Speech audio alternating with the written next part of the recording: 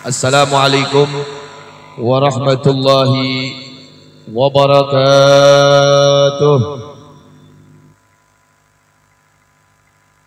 Bismillahirrahmanirrahim. Alhamdulillah.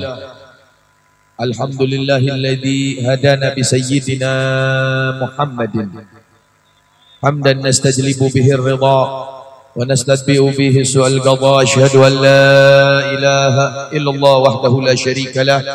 Wa asyhadu anna sayyidana wa nabiyyana Muhammadan abduhu wa rasuluhul murtada. Allahumma salli wa sallim wa barik wa karim wa azim ala sayyidina wa maulana Muhammad al-fatih lima ughliq wal khatim lima sabaq nasiril haqqi bil haqq wal hadi ila siratikal mustaqim wa ala alihi wa sahbihi haqqa qadrihi wa miqdarihi al-azim. Amma ba'du. Ma'asyiral habaibul kiram, ma'izzatil kurama, para habaib, para kiai, para kesepuhan, para alim ulama yang saya muliakan dan saya hormati, kusim guring dipi hormat.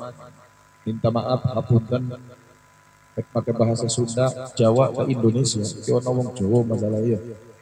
Tegal ya cakek aku ya. Yang minta maaf yang sebesar-besarnya, yang saya tidak sebutkan namanya satu persatu karena memang banyak sekali. Tapi tidak mengurangi rasa takzim dan hormat al-fakir karena malam hari ini sudah larut malam.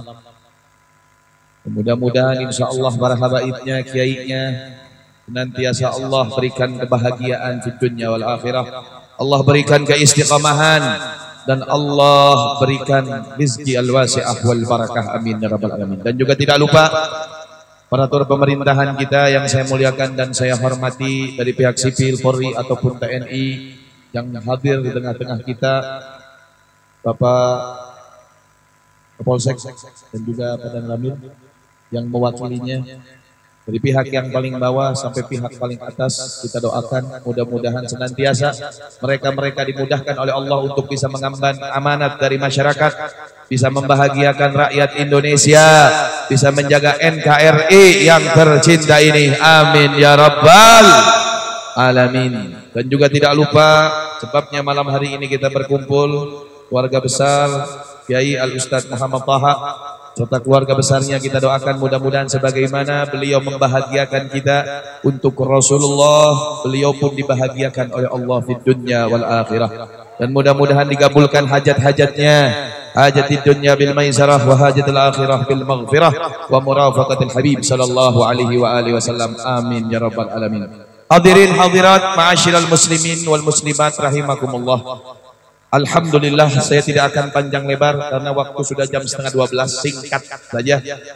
Kita sering disuruh oleh ulama-ulama kita suruh banyak sholawat agar bisa dapat syafaat, betul? Suruh baca banyak sholawat agar bisa berjumpa dengan Nabi, betul? Suruh banyak baca sholawat ketika seseorang naon sih, apa sih resep ketika kita ingin mencintai Rasulullah? Hanya satu jalan, yaitu ketika kita memperbanyak baca sholawat kepada Habibuna Muhammad. Betul? Bahasa ini adalah bahasa singkat yang diajarkan oleh guru-guru kita. Bahasa ini, ajaran ini adalah ajaran singkat yang dari mulai kelas awamnya sampai elitnya, pejabatnya, bahkan ulamanya. Paling enak ketika seseorang ingin ada sesuatu amalan-amalan, paling cepat dan tepat ketika kita diperintahkan baca sholawat kepada Habibuna Muhammad. Betul? Karena hanya amalan inilah yang sudah pasti diterima oleh Allah Subhanahu wa ta'ala. Ayo malam hari ini akan kita kupas, ada apa dengan sholawat kepada baginda Rasulullah. Mengapa ulama-ulama kita memerintahkan dari mulai kalangan awam, elit, pejabat dan semuanya, ketika mereka menginginkan sesuatu hajat, bahkan tujuan utamanya adalah syafaat Habibuna Muhammad, cinta kepada Nabi Muhammad. Kenapa diperintahkan untuk membacakan sholawat kepada Nabi Muhammad SAW? Malam hari ini kita bahas. Hadirin hadirat, ma'asyiral muslimin wal muslimat rahimakumullah. Setelah kita mengetahui, nanti insya Allah kita, oh kawas gitu, oh seperti itu. Dan insya Allah tidak keluar dari tempat ini, tidak ada yang kita lontarkan dari lisan kita, keseharian kita. Insya Allah setiap hari kita akan bertambah sholawat kepada Habibuna Muhammad. Karena ini kunci kesuksesan seseorang. Urusan dunia dan urusan sampai menuju akhirat kelak di hadapan Allah Subhanahu wa ta'ala. Sudah tidak syak, tidak ada keraguan dari setiap seseorang ketika mendengarkan bagaimana keistimewaan sholawat baginda Rasulullah sallallahu alaihi wasallam. Di sini kita mengetahui ketika kita berkumpul untuk memperingati Maulid Nabi besar Muhammad SAW, bukan sekali dua kali kita hadiri, bukan sekali dua kali kita duduk untuk membacakan sholawat dan membacakan sejarah Nabi besar Muhammad SAW. Tujuan kita adalah apa? Cinta kepada Rasulullah. Tidak bisa mendapatkan ilmu cinta kecuali tempat inilah yang mengajarkan cinta kepada Habibuna Muhammad. Dengan perkumpulan semacam inilah kita akan mendapatkan cintanya Rasulullah SAW. Kalau kita tanya, belajar dari mana Anda ingin ketika mencintai Nabi Muhammad? Belajarlah kepada para sahabat Rasulullah SAW. Dengan membaca sejarahnya, dengan melihat perjuangannya, sampai Allah pun memuji Muhammadur Rasulullah. Walladzina ma'ahu asyiddau 'alal kuffari ruhama'u bainahum tarahum ruk'an sujjada yabtaghuna fadlan minallah wa ridwana. Pujian dari Allah. Kenapa? Karena kasih sayang mereka, karena cintanya mereka, karena pengorbanannya mereka kepada siapa? Habibuna Muhammad. Ketika ditanya, belajar cinta kepada siapa? Kepada mereka para sahabat. Dengan membaca sejarah-sejarahnya. Mereka korbankan segalanya, bukan hanya saja hartanya, bukan hanya saja keluarganya, bukan hanya saja anaknya, bahkan jiwanya. Dan sampai Nabi besar Muhammad pun mengaitkan kepada cinta kepada beliau harus melebihi daripada cinta ke segala-galanya. Dikaitkan dengan kesempurnaan iman seseorang. La yu'minu ahadukum hatta akuna ahabba ilaihi min ahlihi wa malihi wa waladihi wa walidihi wan nasi ajma'in. Dalam riwayat lain, wan nafsil ladzi baina jambai atau kama qala Rasulullah SAW. Tidak sempurna iman seseorang. Tidak sempurna iman seseorang sampai dia mencintaiku melebihi dari hartanya, dari anaknya, dari keluarganya. Dari siapa lagi? Dari bapaknya, bahkan dari semua manusia yang berada di muka bumi ini, bahkan dari jiwa Anda sendiri, kata Rasulullah SAW. Kalau kita melihat puncak daripada cinta ada pada para sahabat Rasulullah SAW, bagaimana dengan kita? Bagaimana dengan kita ya ikhwani? Wahai hadirin, dengan sangat jauh perbuatan-perbuatan yang kita lakukan dengan apa yang mereka daripada para sahabat Rasulullah SAW. Tidak ada jalan, hanya satu. Ketika kita walaupun tidak seperti mereka, kita dapat barokahnya mereka dengan perbanyak sholawat kepada Nabi Muhammad. Ada apa dengan sholawat? Seperti ini. Saya akan kasih gambaran. Cinta kepada Nabi itu tidak ada jalan satu orang untuk tidak bisa mencinta Nabi. Bohong, kadzab, dusta. Kenapa? Karena seseorang ketika ingin dicintai itu ada sebab orang yang dicintainya dan ada sebab untuk mencinta. Ada dua. Maksudnya bagaimana? Seseorang ketika ingin dicintai harus tahu dulu sebabnya apa. Oh, saya ini cinta karena pada orang ini karena apa? Ketampanannya, betul? Karena gantengnya. Saya lihat, Masya Allah Habib Ahmad ini ganteng. Lalu saya cintain, contoh. Karena kalau yang lainnya takut saya kasih perumpamaan, takut apa dia. Kenapa Anda cinta wahai perempuan? Kenapa Anda cinta wahai para lelaki? Iya, saya ini jatuh cinta, gak lihat apa-apa, cuma lihat karena ketampanannya. Tenang kalau udah lihat. Betul, itu sebab untuk seseorang mencinta seseorang. Jadi saksiahnya seseorang itu ketika ingin dicintai, ketika dia ingin dicintai, harus tahu dulu, kamu ini seperti apa kalau ingin dicintai.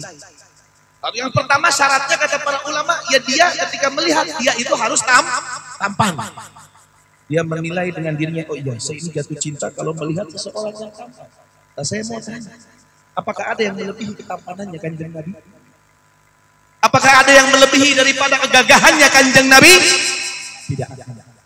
Ahsanan nasi khuluqan wa khuluqa sallu ala nabi Muhammad. Tidak ada yang mengalahkan daripada ketampanan Rasulullah Sallallahu Alaihi Wasallam. Ada lagi orang bilang, saya ini jatuh cinta bukan karena ketampanannya, walaupun hitam jelek gak apa-apa. Yang penting apa? Akhlaknya baik, perkataannya mulia, perkataannya emas dan mutiara, akhlaknya tawadu. Apakah ada yang mengalahkan daripada akhlaknya Nabi? Gak bakal ada. Gak bakal ada. Wa innaka la'ala khuluqin azim. Kalimat azim di sini gak sembarangan hadirin. Di situ Allah mengatakan azim, bukan mengatakan wa innaka la'ala khuluqin hasan, tidak. Kalau hasan itu ada baiknya, ada batasnya. Kalimat baik di situ ada batas, mentok. Kebaikannya kita ini mentok. Pol-polnya kadang-kadang Masya Allah kebaikannya kita ini dikatakan kita akhlaknya baik, paling ya segitu-gitunya mentok.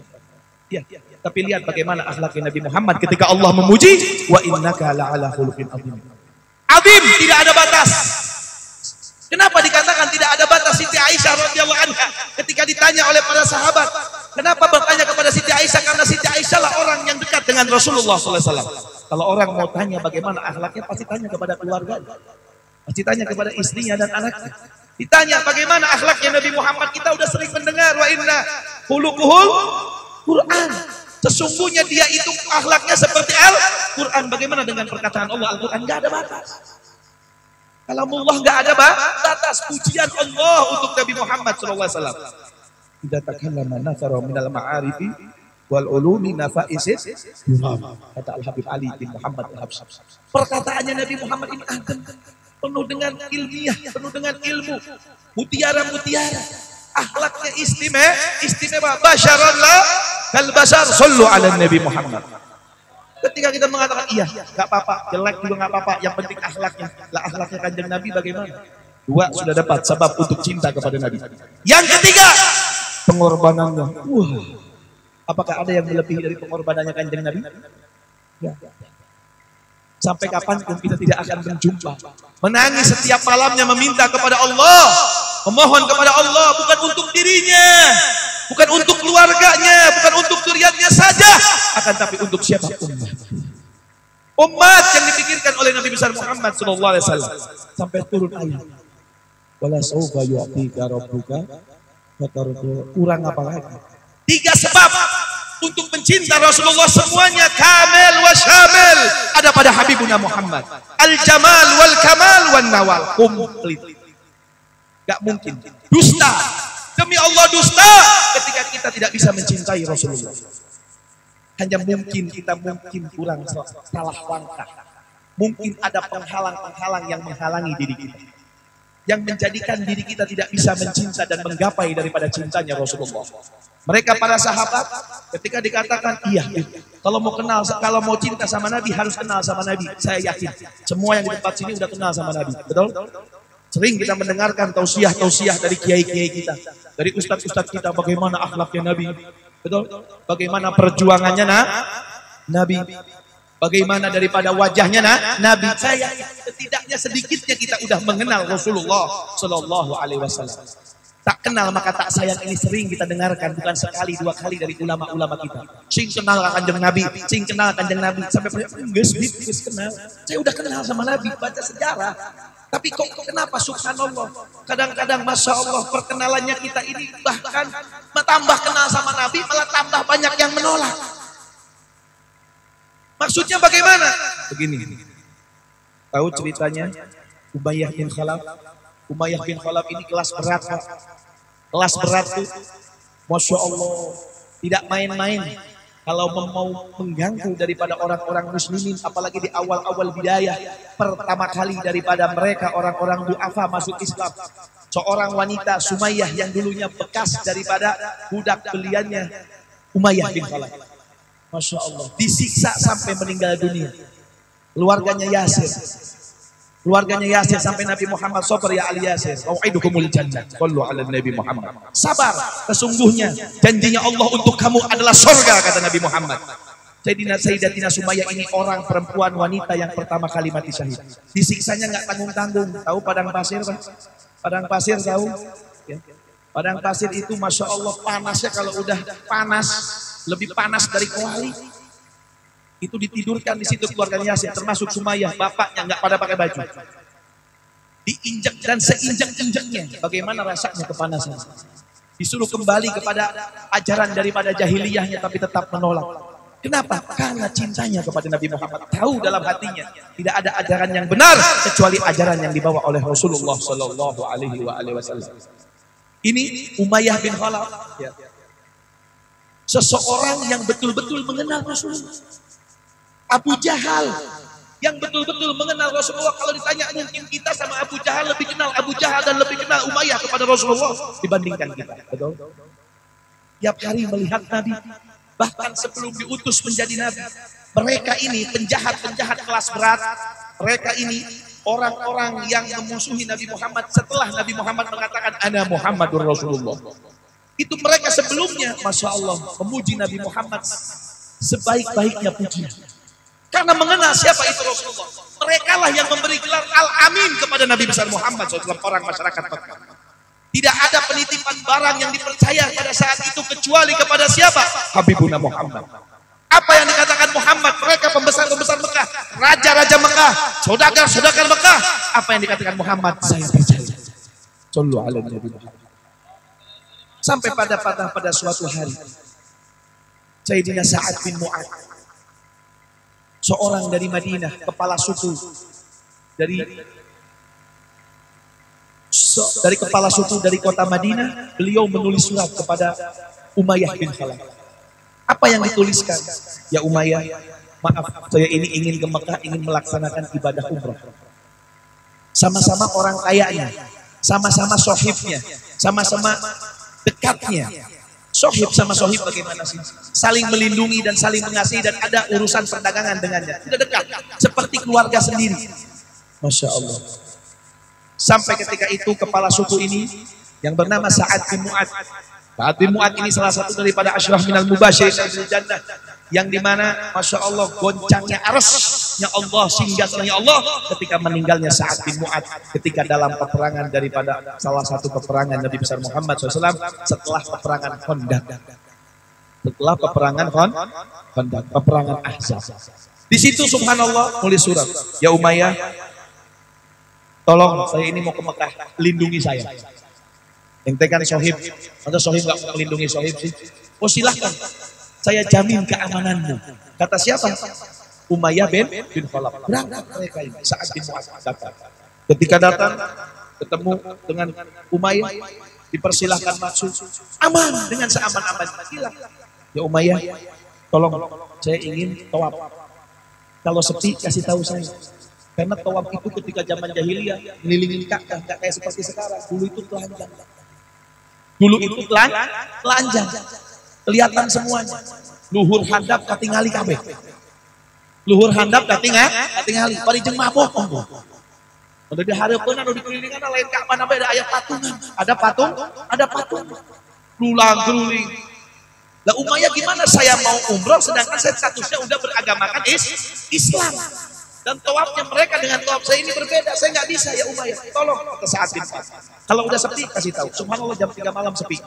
Beda jam 3 malam sekarang mah di Mekah ya. Wah ramai yang top dulu mah udah pada teler. Biasa kalau jam 3 jam 4 kan enggak galoprak. Jam 3 jam 4 orang yang mabok pada ngoprak.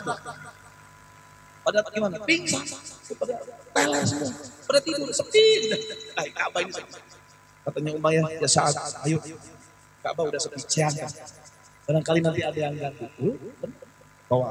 Gak diganggu. Subhanallah, lihat. Keislaman Sa'ad bin Mu'ad, Umayyah tahu.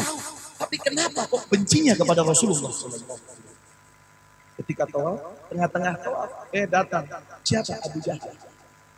Wah, Umayyah, apa kabar? Siapa yang sama kamu? Siapa yang denganmu? Siapa yang bersama kamu?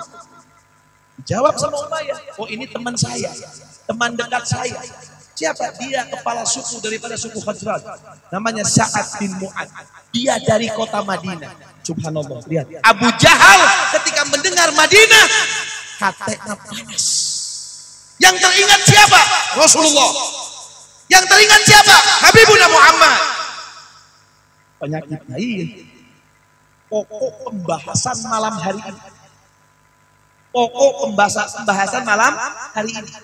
Penyakit hati.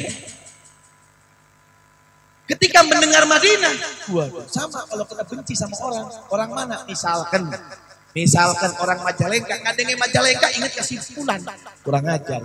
Padahal Majalengka nama salah, kasih pulan. Subhanallah. Sama kita mendengar maaf. Siapa? Masya Allah. FPI sewot tak kemana? Ke Habib Rizik. Goblok. Ayah. Masya Allah. Ada. Nah ini penyakit-penyakit hati yang harus dibersihkan. Lihat jangan sampai kayak Abu Jahal. Masya Allah. Mendengar nama Madinah, teringat Muhammad Madinah Palestina. Ini dari Madinah. Iya. Langsung dicengkiwi. Abu Jahal manehna raja. Dianya itu seorang raja. Katanya Umayyah, ulah. Ini dalam keamanan saya. Gak bisa.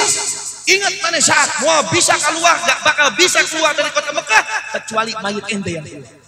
Kata siapa? Abu Jahal. Marah. Cekcok, ribut, dipisahkan sama Umayyah, tapi tidak bisa terpisah. Wah, loba bacot sama ya, tapi ditenggel sama hantu. Loba. Dipisah. Tambah cekcok. Umayyah baru mikir, aduh, ini kalau saya ngebela ke saat saya bakal babak belur sama Abu Jahal. Ini bakal saya dimusuhi. Saat balik, orang lari punya Abu Jahal.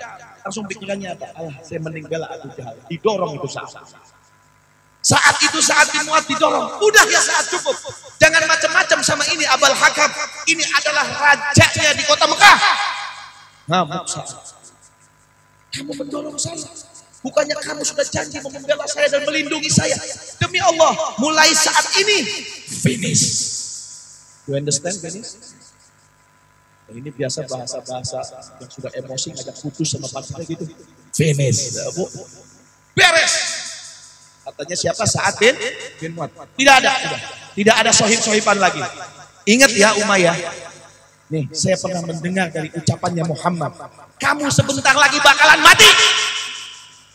Ketika mendengar Umayyah perkataan dari Sa'ad bahwasannya Umayyah ini bakalan mati sebagaimana yang dikatakan sabda Nabi Muhammad, sedetik itu, waktu itu, muka ke Umayyah pucat dan ngencing di celana. Kasihan. Percaya dengan ucapannya siapa? Sa'ad bin Mu'adz, dan apa yang dikatakan Muhammad pasti benar. Tahu karena Muhammad itu orang jujur. Kenal sama Muhammad Umayyah tersebut. Begitupun Abu Jahal kenal kepada Muhammad. Semuanya kenal kepada Rasulullah SAW. Ditinggalkan itu berdua Abu Jahal dan Sa'ad. Tinggalkan. Ketika ditinggalkan Abu Jahal mulai kenal. Biasa. Orang-orang musuh-musuhnya Nabi Muhammad kalau udah berhadapan sama muslim berduaan keok pak, ciut, bawah kawani, masya Allah. Karena yang dikejarnya dunia. Kalau orang Islam yang dikejarnya adalah surga, masya Allah. Ketika ditinggalkan Abu Jahal pun ikut pergi. Saat pulang masuk Umayyah ke dalam rumah dengan masya Allah ompolannya yang penuh digamis, ompolan semua. Tanya, kenapa kamu? Kata istrinya. Aku naon, tompol. Aduh, buka kejak, udah mau pingsan. Kenapa, wahai suamiku? Saat ngomong apa? Bahwasannya Muhammad mengatakan sebentar lagi saya akan mati. Ngomong apa kata istri?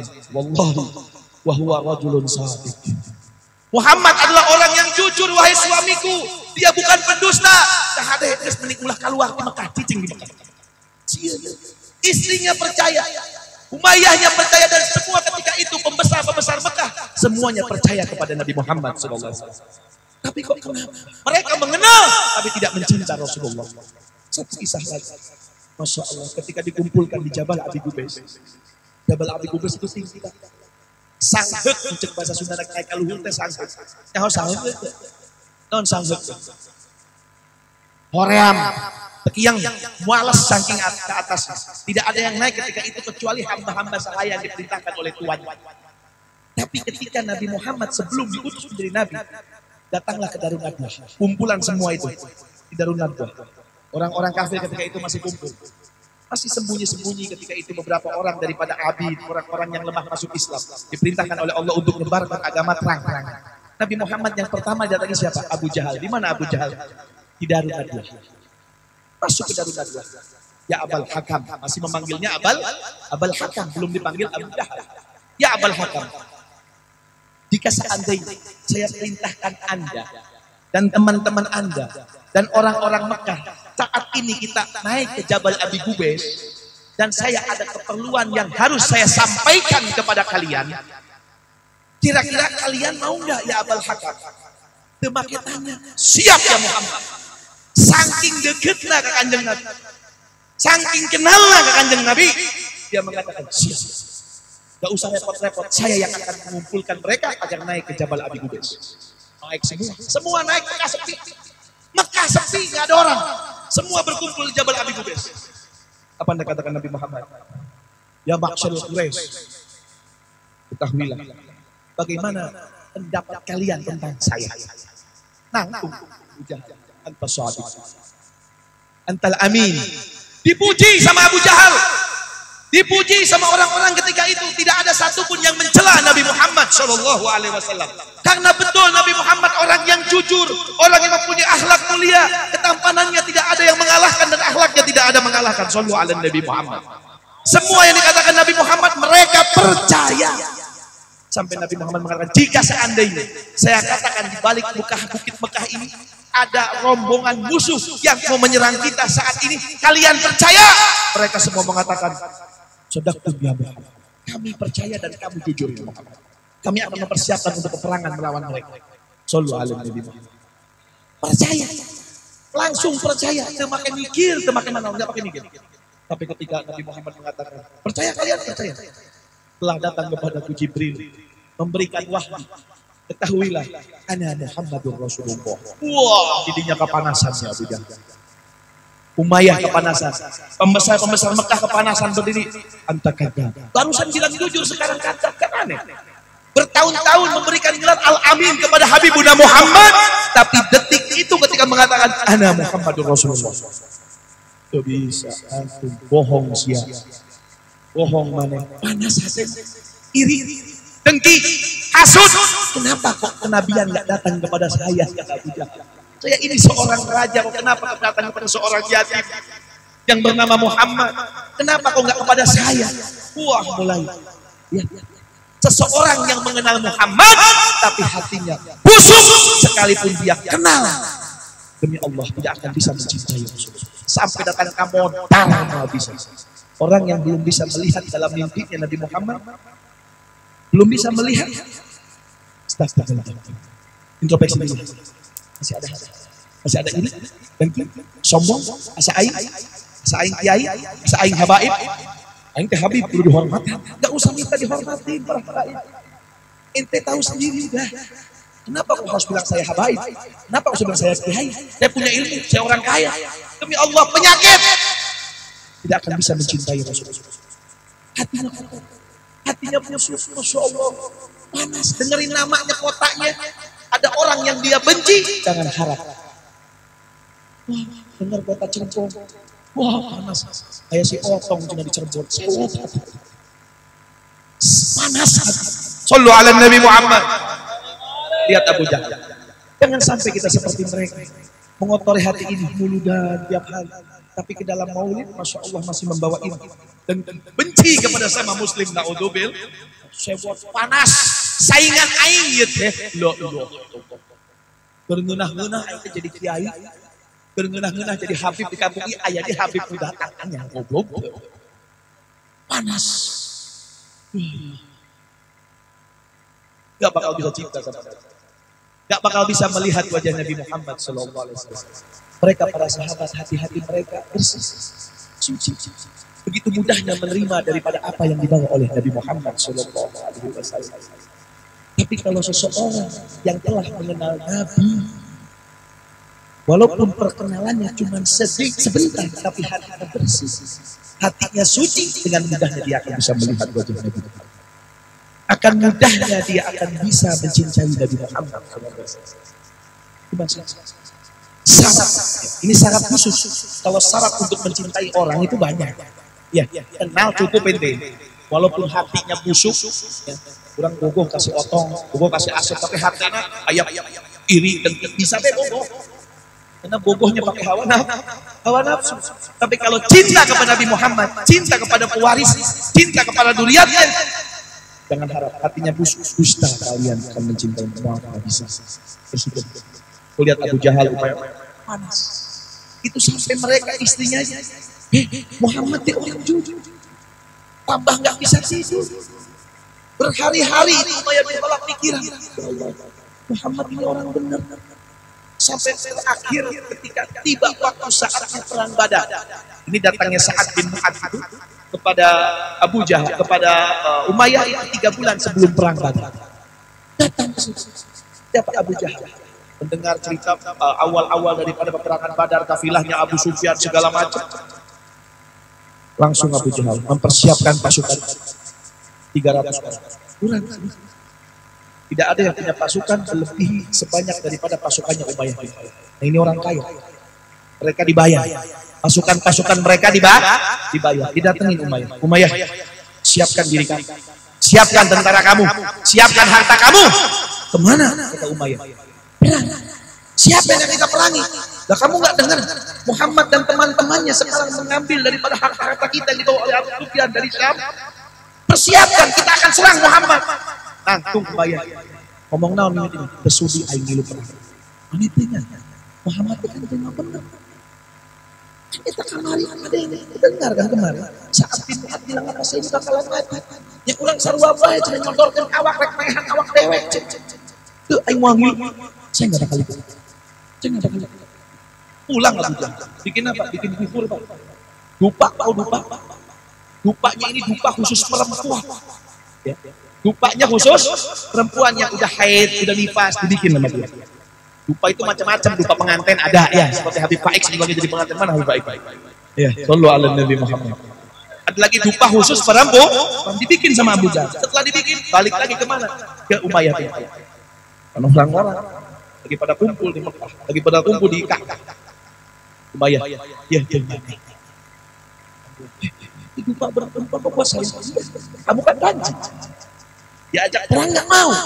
Lihat, penyakit hati langsung saya ikut perang sekarang. Gengsi dong. Nah, itu penyakit hati gengsi. Lompat ke iman. Istriku persiapkan baju perang saya. Kata istri saya, sadar kemana? Memerangi Muhammad ke Madinah. Apa katanya istri? Kamu nggak sah. 3 bulan lalu teman kamu Sa'ad bin Mu'adz datang. Kamu bilang sebentar lagi bakal mati kata Muhammad. Saya itu malu depan teman-teman, dipermalukan sama Abul Hakam. Saya ini padu milu perang 1 kilo 2 kilo, aing mau balik lagi. Mau ngilu kan itu. Benar. Aing nyaho da aing geus. Mereka percaya, berangkat. Subhanallah memang Abu Jahal ngerti bakal kabur, dipepet terus sampai terkiring ke Badar dan akhirnya Umayyah pun mati. Sallu ala Nabi Muhammad. Penyakit hati itu membinasakan. Tidak akan bisa mencintai Rasulullah Sallallahu Alaihi Wasallam di tempat. Makanya ulama itu apa sih obatnya untuk membersihkan hati? Perbanyak sholat. Jadi wasiat dari ulama ini singkat. Banyak sholawat bisa cinta sama Nabi. Ya ini untuk membersihkan hati. Kalau udah hati ente bersih dengan perbanyak sholawat, hadir mulu dan sholawatan meski bersihkan. Tidak ada saya iri, tidak ada saya dengki, tidak ada sudah. Nggak mau dengar berita-berita hoak udah dah. Yang gini-gini tahu ini ngumpul omongan jorok. Omongan jorok itu lain omongan binatang-binatang, tapi ngomongkan batur. Nggak rusak satena. Ngomongin ulama ini, ngomongin hizib ini, ngomongin organisasi ini. Ngomongin wah, adu domba segala macam. Udah tinggalin. Ini bikin baper hati. Gak bakal bisa cinta sama Nabi Sallallahu Alaihi Wasallam. Perbanyak sholawat, bersihkan hati. Insya Allah kita akan bisa mencintai Rasulullah. Karena syarat utama, pokok utama untuk bisa mencintai Rasulullah, bersihkan hati dengan perbanyak sholawat kepada Nabi Muhammad Sallallahu Alaihi Wasallam. Sallu ala Nabi Muhammad. Sallu ala Nabi Muhammad. Rabbana atina fid dunya hasanah wa fil akhirati hasanah wa qina adzabannar. Sallallahu ala sayyidina Muhammadin wa ala alihi wasallam. Walhamdulillahi rabbil alamin.